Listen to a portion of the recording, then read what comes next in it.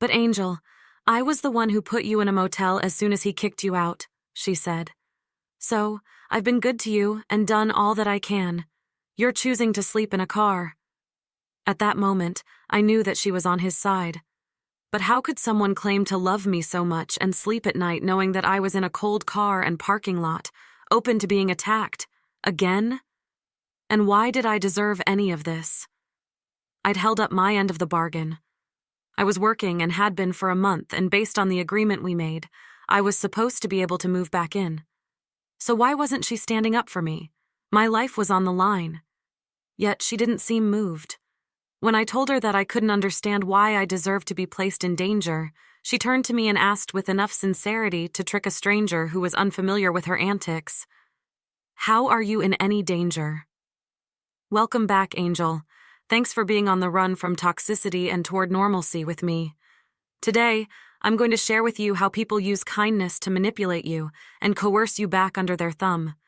To catch you up, my family kicked me out when I had no car, money, or friends or family nearby when I was looking for a job. They reasoned that it was taking me too long and they believed I was being picky. But as many people can attest, you can put in thousands of applications and not get hired for months or even years. The gap on your resume widens, only making it harder with time. My family pretended to not know or believe this, even though they took me to several interviews, and I even offered to show them my emailed interview confirmations. They decided that I was being picky about not wanting to work in jobs that would exacerbate my chronic pain, and chose to kick me out. So there I was, homeless, and sleeping in my new bedbug-infested car that I bought for cheap from some guy on Craigslist. I was itching, in pain, and clearly in need, yet the man of the house decided to turn my old room into a mini gym that he rarely uses. One day, I stood there, watching the woman of the house hum along and throw the heated blanket over their plush couch.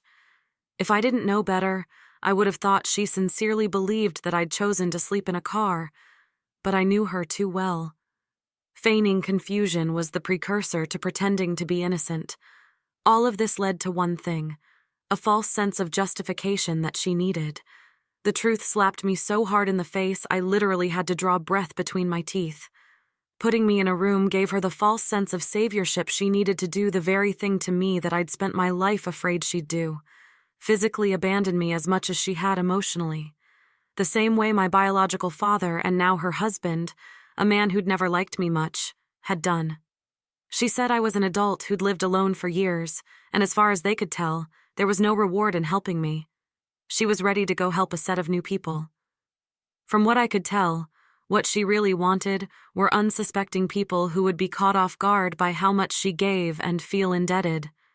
People who would inflate her ego when they professed how grateful they were.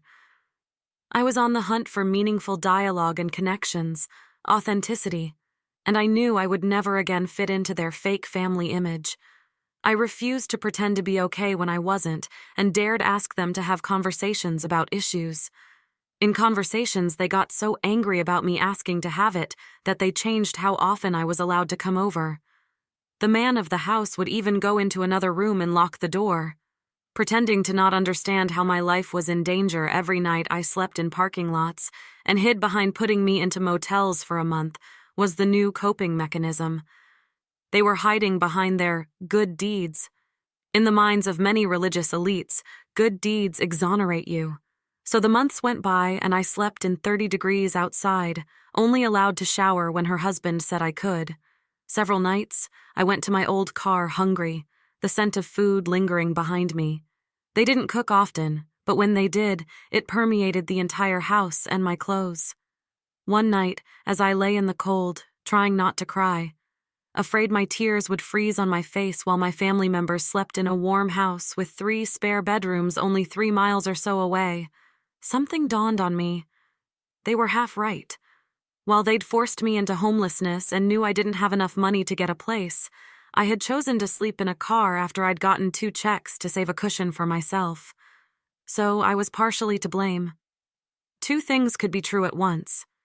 They were wrong for their mistreatment and putting me in a desperate situation, but I'd chosen to continue sleeping outside to make sure I didn't restart my life living check to check, only to lose my job and face another eviction during the winter months, and ultimately end up in the same situation. Admitting this to myself was a major step in the right direction. I was doing the very thing I wanted so badly for my family members to do, but doubted they ever would. Taking accountability for my own actions and their consequences. The 3 big lessons that I learned during the first portion of my homelessness were: 1. People feign confusion or use good deeds to avoid accountability for their treatment of others. 2. People are only half wrong when they say that you're to blame for whatever situation you're in.